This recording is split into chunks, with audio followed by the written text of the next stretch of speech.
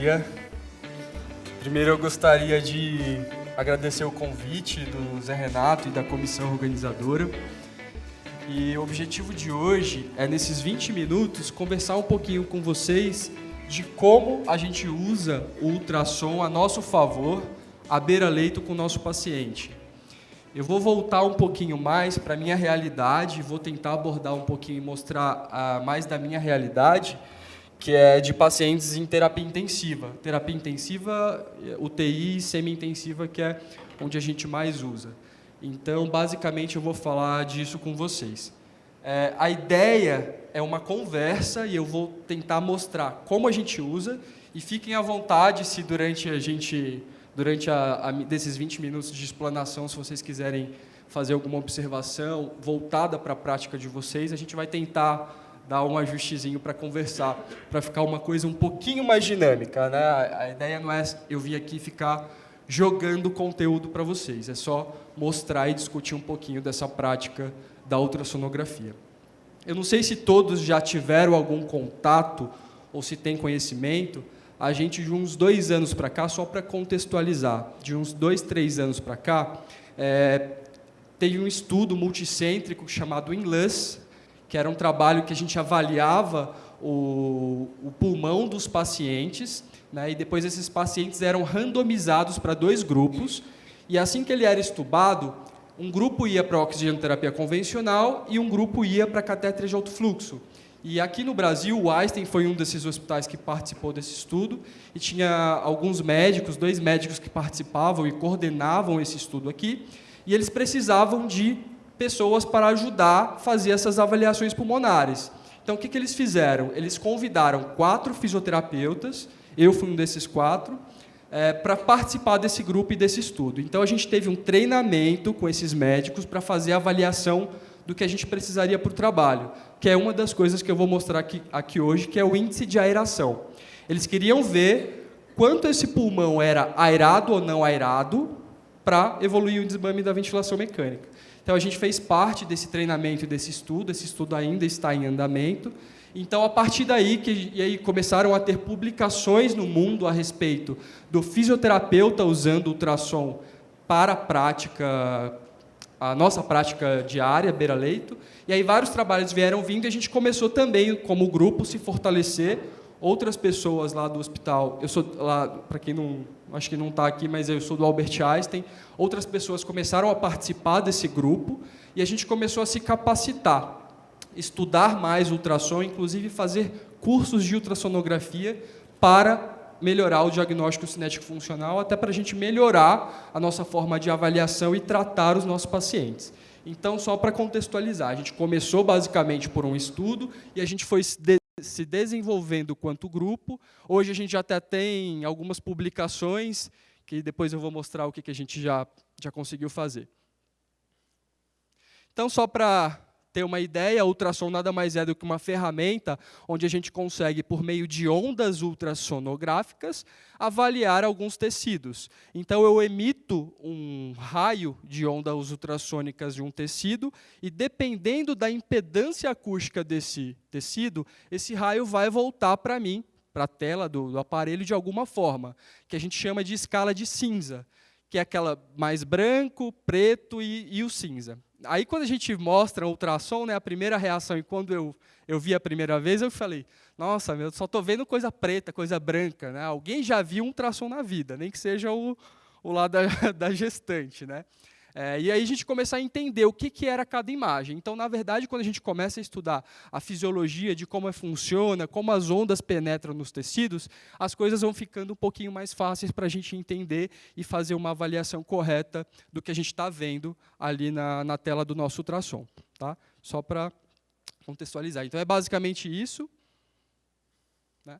A gente emite uma onda, ela bate no tecido e volta para a gente. A intensidade com que ela volta para a gente vai depender da impedância desse tecido que eu estou incidindo o meu raio. Se é um tecido mais denso, a imagem volta para mim mais branca, mais hiperecóica, que a gente chama, né? Ou seja, volta muito eco para o ultrassom.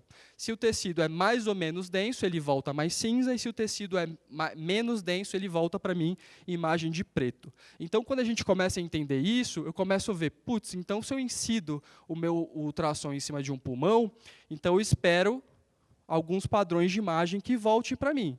Tá? Então, a gente começa a se basear nisso. Quando a gente pensa em músculo, a gente também pensa, se eu incido o meu raio sobre um músculo, eu tenho ideia do que eu posso esperar, do que vai voltar para a minha tela de ultrassom. E aí, as variações e as alterações desencadeadas por doenças ou condições fisiopatológicas fazem a gente ter também noção de como a gente espera que esse raio volte para o meu ultrassom. Basicamente, é o que a gente vai ver lá, um músculo mais preto, um músculo mais cinza, um músculo preto com vários infiltrados ou umas listras brancas no meio. Tem umas fotinhas para a gente entender melhor. O que a gente consegue avaliar com o ultrassom? Né? Para que a gente usa o ultrassom na nossa prática? Então, a gente tem várias coisas que a gente consegue usar para avaliar e propor condutas de tratamento para o meu paciente. Eu consigo avaliar padrão de aeração, eu quero ver se o pulmão está mais aberto ou menos aberto. Eu consigo sugerir a presença de um derrame pleural, lembrando que derrame pleural é um diagnóstico médico, clínico, e depois a gente vai falar disso. Eu consigo descartar a ausência de pneumotórax, a gente vai entender como que isso facilita a nossa prática, tá? Padrão de congestão pulmonar é uma coisa que a gente também consegue ver com muita facilidade no ultrassom, é um padrão de imagem muito fácil.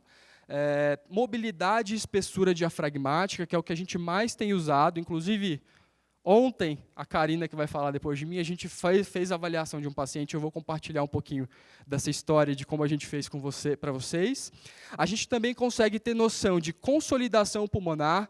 Quando eu falo de consolidação, pode ser qualquer coisa, desde uma atelectasia, que também é um diagnóstico clínico, até uma massa pulmonar, que também é um diagnóstico clínico. A gente não entra nesse mérito. Eu só quero ver se um pulmão está aberto ou não aberto. Ponto. Tá? Isso tem que ficar muito claro para a gente. Espessura muscular periférica, então eu também consigo avaliar o músculo periférico do meu paciente para propor, acompanhar esse paciente durante uma internação ou um processo de doença, e consigo também propor terapias para esse paciente baseado em avaliação métrica, porque eu consigo ter mensuração métrica do músculo, que para a gente que trabalha em terapia intensiva é uma coisa um pouco mais complicada, né? Em trabalho em hospital, é difícil avaliar de forma métrica músculo de paciente, né? A não ser medidas que são muito variadas. Né? Ecogenicidade muscular, eu vou falar o que é, área de secção transversa de um músculo e ângulo de penação. Eu vou falar um pouquinho de como a gente usa cada medida dessa para guiar a nossa prática na beira-leito do paciente.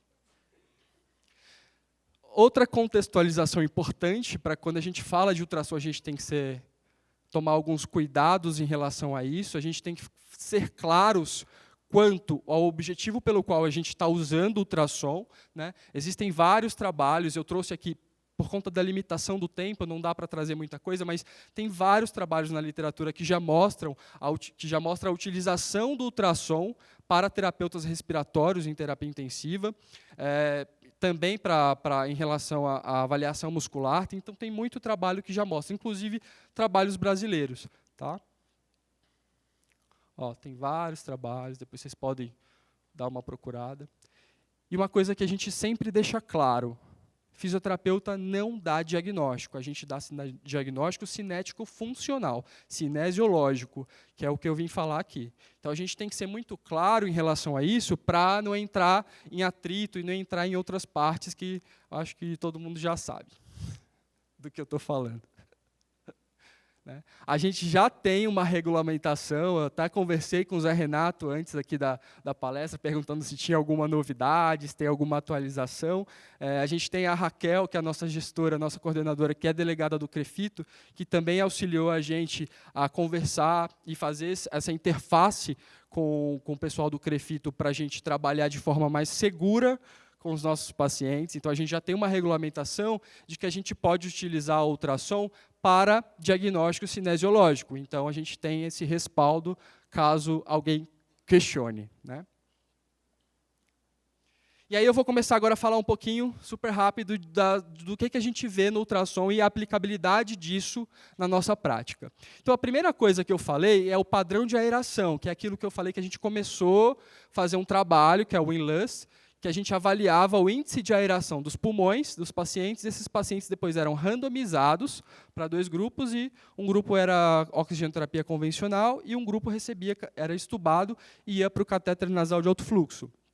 Então, a gente precisava saber qual que era a condição desse pulmão durante o desmame da ventilação mecânica. Então, para isso que a gente começou a estudar o LUS Score.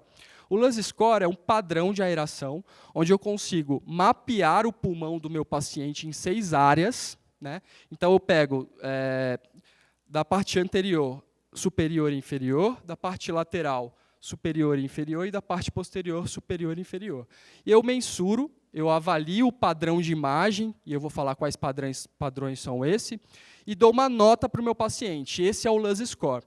Né? Tem vários trabalhos que já mostram a correlação do LUS Score com falha no desmame da ventilação mecânica.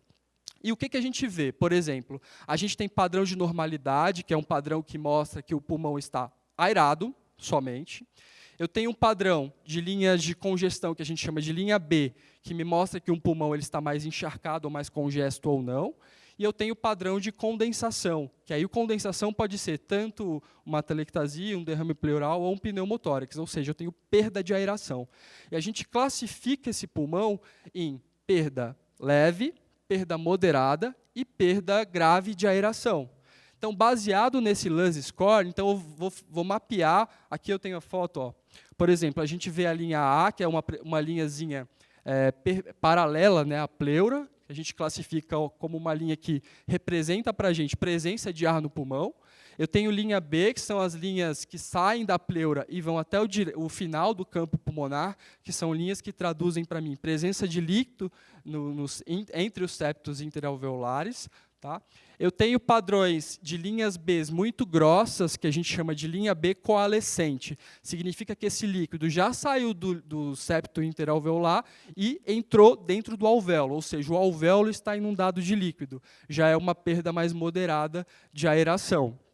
E eu tenho também a perda completa de aeração, que é quando eu tenho consolidação, massa pulmonar, derrame pleural ou pneumotórax. E para cada padrão de imagem, eu dou uma nota. Então, normal 0, 1 perda leve, 2 perda moderada e 3 perda grave de aeração. Então, eu faço isso em cada área do pulmão, somo isso, que é o meu LUS Score. E os trabalhos já mostram que LUS Score maior que 13 são pacientes que têm mais propensão a falhar no desmame da ventilação mecânica. São os piores índices de aeração. Então, quando a gente varre o tórax do paciente para saber se ele está bem aerado ou não, eu espero que o meu pulmão tenha uma pontuação menor que 13. Tá? Que é isso daqui. Ó, aqui só um vídeo mostrando de como que a gente faz essa avaliação. Aqui eu estou mostrando só de uma região, que é uma região da transição. A imagem está... Não sei se a gente consegue apagar um pouquinho a luz daqui da frente, fica um pouquinho mais fácil de visualizar, mas não tem problema, acho que não vai conseguir. Eu estou avaliando a transição tóraco-abdominal, que normalmente são as áreas mais fechadas, né, do pulmão. Então, aqui eu começo a ver o fígado. Ops.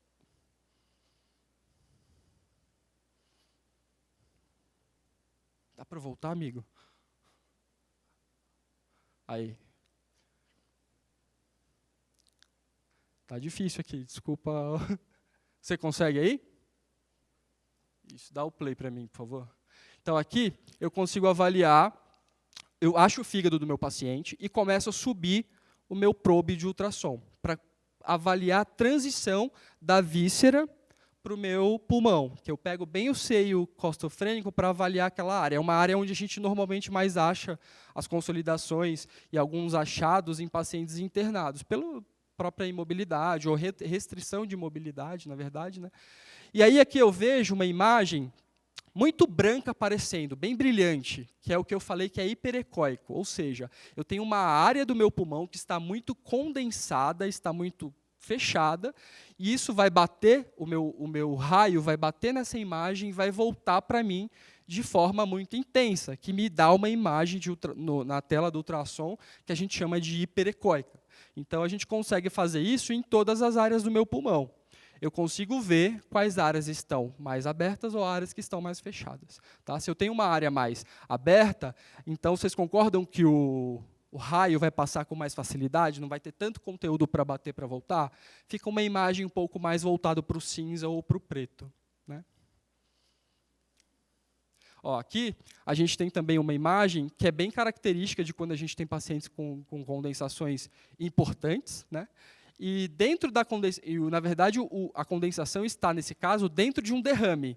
E aí, o que acontece? Toda vez que o pulmão o paciente respira, seja ele em ventilação espontânea ou em ventilação mecânica, o pulmão começa a mexer. Fazer tipo uma minhoquinha. Não sei se ali, ó. Eu estou só me concentrando para não apertar o que passa e a luzinha. Então, eu consigo ver essa imagem mexendo, que a gente chama de broncograma dinâmico. Eu sei que dentro de um derrame, eu estou comprimindo uma parte do pulmão, e esse pulmão, quando o ar passa, ele consegue mexer um pouquinho, que a gente chama de broncograma dinâmico. E tem algumas variações. Tem alguns médicos que gostam de jogar Doppler em cima dessa imagem para saber se tem fluxo sanguíneo passando. É uma avaliação que eles fazem para detectar ou diferenciar a pneumonia de consolidação pura. Tá? Essa daqui. Aqui também, eu estou avaliando. A primeira vez que a gente olha, a gente fica meio assim, né? Nossa, não estou entendendo nada. É assim mesmo.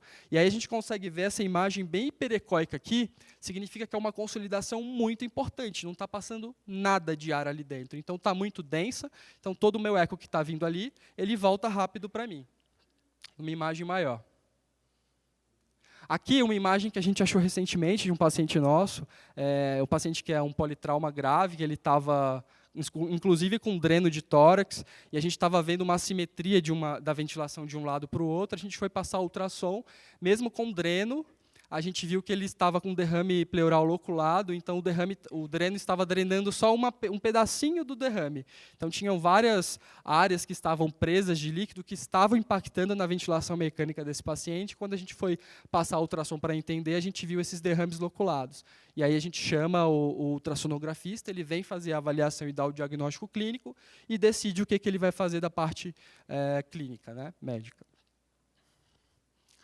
Vocês acham que quando a gente avalia a aeração do nosso paciente, isso influencia no que a gente pode fazer com ele? Totalmente. Né? A gente tem vários casos de prática nossa que influencia bastante. E a facilidade de ter o aparelho ali à beira-leito, de você pegar, não precisar descer o paciente para um exame, ou esperar que o exame venha para você tomar uma conduta, facilita muito a nossa vida à beira-leito com o paciente. Você pega o aparelho, óbvio, é curva de aprendizagem, quanto mais você faz, mais rápido você faz o exame, quanto mais vezes você pratica, mais rápido você faz o exame. A gente do grupo hoje, como a gente já faz muito, você já chega e bota o probe em cima já da onde você quer ver, e você já consegue ver a imagem que você quer. Mas isso demorou um tempo para a gente adquirir esse amadurecimento.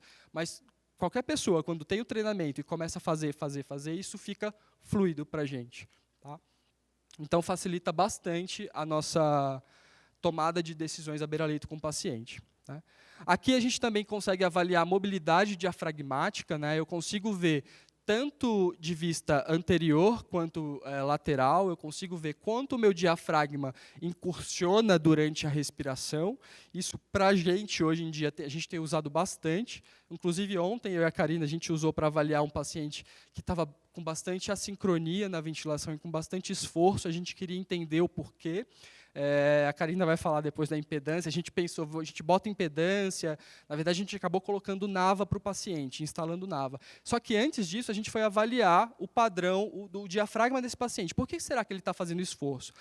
A gente pega todo o histórico, é um paciente que... será que ele está sarcopênico? Não está. É um paciente demenciado, já é mais limitado, acamado. Então, a gente foi avaliar, a gente viu que tinha uma redução importante da mobilidade diafragmática desse paciente, que, obviamente, estava influenciando na ventilação dele. E aí, a partir disso, a gente começa a definir as condutas que a gente vai ter para resgatar esse diafragma ou facilitar o desmame da ventilação dele. Tá? A gente consegue também avaliar de vista lateral e subcostal, e é essa imagem que a gente vê. Então, eu consigo mensurar o quanto o meu diafragma incursiona em cada ciclo respiratório. Então, isso para mim, e existe já valores de literatura que mostram os valores de normalidade, e isso a gente faz uma avaliação sequencial do paciente em momentos diferentes, em tipos de ventilação diferentes, que para a gente traduz muita coisa. Né? É um paciente que eu poderia pensar em diminuir ou aumentar os parâmetros ventilatórios. É o paciente que está no momento, ele tem força suficiente para sair da ventilação mecânica. Qual estratégia que eu vou usar para facilitar o desmame desse paciente da ventilação mecânica? E não só para ventilação mecânica. Né? A gente usa também para avaliar pacientes com paresia diafragmática, pós-cirúrgico de cirurgia cardíaca, que a gente espera que tenha, sabe que tenha uma diminuição da mobilidade diafragmática, às vezes transitória. Né? Vai que. Então, ó, por exemplo, esse é o exemplo de um paciente com uma paresia diafragmática, uma mobilidade bem reduzida. Vocês veem, não tem incursão nenhuma do diafragma. Então, vocês tubam um paciente assim? Aí você está lá, toda vez que você tenta colocar o paciente no TRE, o paciente falha. E aí a gente acha que é falta de força, ou balanço hídrico. Na verdade, a ideia de usar essa medida é auxiliar num diagnóstico multifatorial. Então, eu consigo saber se um paciente ele não vai conseguir evoluir para um desmame de ventilação mecânica se ele não tem mobilidade do diafragma. Né? Ó, esse paciente. Ele puxa o ar, não vem nada. O diafragma dele não se mexe. Estuba ou não estuba um paciente assim? Tira ou não tira um paciente assim da ventilação mecânica? Então, para a gente, guia bastante a conduta. Aqui tem os valores de normalidade, depois posso passar para vocês. Né? Já tem vários trabalhos, inclusive revisões sistemáticas muito bem feitas e bem desenhadas a respeito da utilização do ultrassom diafragmático para vários objetivos, principalmente nossos da físio, quanto desmame de ventilação mecânica, tempo de ventilação mecânica.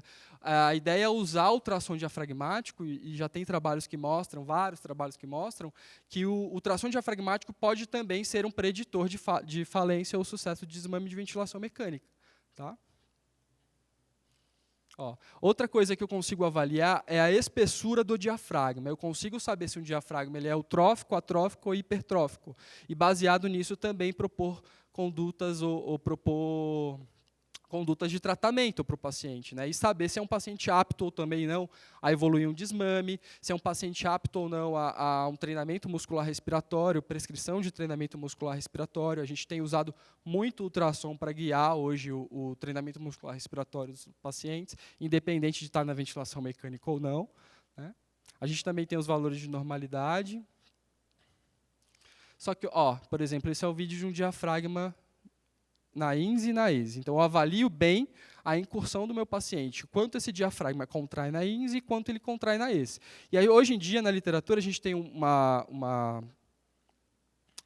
conta chamada fração de espessamento. Uma medida, na verdade, chamada fração de espessamento. O que é isso? Não significa que o meu diafragma pode ser mais grosso do que, por exemplo, uma pessoa muito pequenininha, um vozinho. Na verdade, um vozinho pode ter um diafragma muito fininho, mas não que esse diafragma muito fininho seja disfuncional para ele. Então, para isso, existe a fração de espessamento, que ele equaliza, na verdade, o quanto o seu diafragma varia da INS para ES para você. Então, a gente avalia o diafragma, o maior espessamento dele na inspiração e o maior espessamento dele na expiração. E a gente faz uma conta,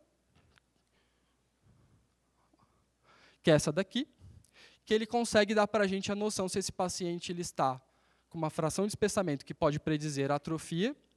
Um paciente que, se eu tenho uma fração de espessamento muito baixa, o diafragma dele varia menos da INS para ES. Significa que ele tem menos contratilidade desse diafragma. Então, é um diafragma que tende bastante a falhar quando a gente submete esse paciente a um esforço, que seja um TRE, que seja um exercício mais físico, mais de moderado para mais alta intensidade, ele não vai conseguir manter essa ventilação por muito tempo. Então, ele acaba falhando de bomba ventilatória mesmo. Então, eu consigo avaliar essa fração de espessamento para predizer se esse paciente tem atrofia ou não. Então, essa é uma ferramenta que a gente usa bastante à beira-leito com os pacientes. Tá? também tem vários trabalhos que mostram da evolução do diafragma, que mostram que mostra a perda da espessura diafragmática no decorrer da ventilação mecânica. Tá? A gente hoje está fazendo um trabalho, que é o trabalho da Carla, que é a coordenadora do nosso grupo de ultrassom, ela que ajuda a gente a organizar as coisas, ela está correlacionando a espessura do diafragma com mobilidade e PI Max. E a gente está vendo o impacto de alguns desfechos, como PERM score, vai ver dias de ventilação mecânica, dias de internação na UTI. Já tem um trabalho que fala mais ou menos isso, é bem favorável, a correlação é bem positiva da espessura diafragmática com esses outros índices, né? E a gente está tentando fazer isso mais voltado para um outro tipo de paciente. E tem outro trabalho que a gente está fazendo, que é o do Rogério, que ele avalia mais músculo periférico, que ele está fazendo essa correlação do diafragma com musculatura periférica. São trabalhos que estão em andamento lá no nosso setor, e a gente, como grupo, que ajuda a coletar os dados e fazer os desenhos dos trabalhos. Tá? Vocês acham que avaliar o diafragma, tanto espessura como mobilidade, pode me facilitar o meu tratamento? Muito.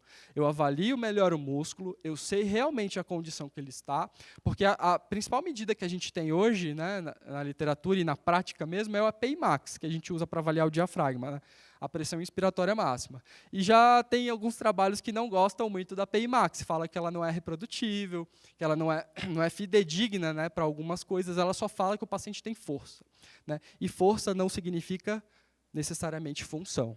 Tá? O diafragma ele pode ter uma PI Max muito alta, mas ele não ser funcional em alguns casos. Então, a gente consegue fazer essa mensuração do paciente de forma 360, não sei se eu posso dizer assim, mas eu consigo avaliar tanto a PI Max, que a gente faz essa avaliação, e também avalio está acabando já. Avalio a mobilidade e a espessura. Por exemplo, para avaliar e indicar o treinamento muscular respiratório. Né? A gente consegue, inclusive, achar os pontos motores para fazer eletroestimulação diafragmática em pacientes usando ultrassom. Então, o músculo, como que a gente avalia? Eu consigo avaliar a espessura do músculo, quanto que ele varia do fêmur até a fáscia muscular, e a gente mensura isso e gradua isso e propõe treinamento para isso. O pessoal da nutrologia também está usando bastante essa mensuração para saber se eles dão mais oferta proteica para os pacientes ou não. Eu consigo também ver, tem até um trabalho que foi de um médico nosso, lá do hospital, nutrólogo, e quem participou, o Rogério, que é esse físio do nosso grupo, também participou desse trabalho, que foi a avaliação muscular desses pacientes, e foram vários profissionais, médico, nutricionista, fisioterapeuta, e ele avaliou a correlação da avaliação do treinador com um dos alunos, e essa correlação foi extremamente positiva, para vocês verem que não é tão difícil de aplicar assim e replicar esses exames. Tá? A gente consegue também avaliar a ecogenicidade, nada mais é do que a qualidade muscular. Eu consigo jogar uma ferramenta de histograma num determinado segmento do músculo e avalio se esse músculo ele tem uma grande quantidade de infiltrado, se ele tem áreas de necrose, se ele não tem. Então, eu consigo ver a qualidade do músculo. A gente faz isso por análise de histograma, é um software que faz isso. A gente capta a imagem, joga num software e ele fala, ó, esse músculo está mais infiltrado, esse não está, e a gente correlaciona isso com alguns outros sinais clínicos, um balanço hídrico, se o paciente está em choque séptico, está em processo infeccioso, a gente correlaciona com várias coisas. Tá? A gente também consegue ver a área de secção transversa, a gente usa muito reto femoral, a literatura traz alguns trabalhos, né, principalmente em DPOC de reto femoral, então a gente consegue avaliar também a área de secção transversa. Eu acompanho isso para saber se o meu paciente está perdendo ou não e o quanto ele está perdendo durante uma internação, até para eu propor condutas de tratamento um pouco mais enérgicas em relação a minimizar essa perda muscular do meu paciente. Eu consigo avaliar também ângulo de penação, que é um parâmetro que a gente consegue usar para determinar se o paciente predizer se o paciente pode ter mais ou menos força, e a gente também correlaciona isso. Quanto maior o ângulo de penação, maior contratilidade determinado segmento muscular pode ter. Né? Esse daqui é só um trabalhinho que avalia uns pacientes com um choque séptico do dia 4 após diagnóstico de sepse até o dia 14, só para mostrar para vocês super rápido. como que esse paciente estava no dia 4, do ponto de vista de ecogenicidade, e como esse paciente estava no dia 14, do ponto de vista de ecogenicidade. Para vocês verem que o depósito de líquido intramuscular, a gente consegue avaliar isso, e isso também aliado a outras avaliações, como, por exemplo, eles avaliaram a área de secção transversa, que diminuiu bastante no do grupo séptico comparado ao grupo de indivíduos saudáveis controle, diminuiu bastante a área de secção transversa do músculo, e a espessura também diminuiu bastante de um grupo para outro. Então, a gente consegue ter essas noções, e essas correlações são muito positivas quando a gente vai buscar na literatura, de como o meu paciente ele perde e como eu avalio ele de forma métrica e posso propor condutas terapêuticas para esse paciente. Também é uma coisa que a gente pode usar bastante. Tá? A gente também faz um treinamento nosso lá, dos nossos colegas relacionado a isso, mas a gente tem o nosso grupo que toda vez a gente senta, discute, olha a imagem, então é um processo de educação continuada mesmo. Tá? A gente também tem um curso que a gente oferece, a gente faz 2 vezes no ano, que é um médico ajuda a gente também nesse curso, ele dá a parte de pulmão, a gente dá a parte de diafragma e músculo periférico. Né? Esse daqui é o nosso grupo. Tá?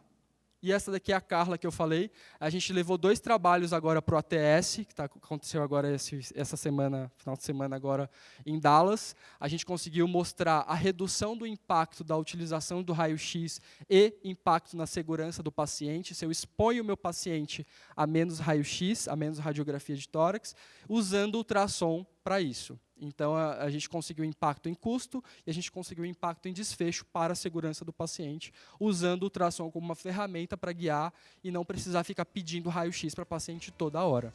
Tá? E o outro trabalho foi que a gente publicou o nosso treinamento de ultrassom que a gente fez, a nossa validação de ultrassom, a gente publicou isso também e levamos lá para o ATS. E é isso.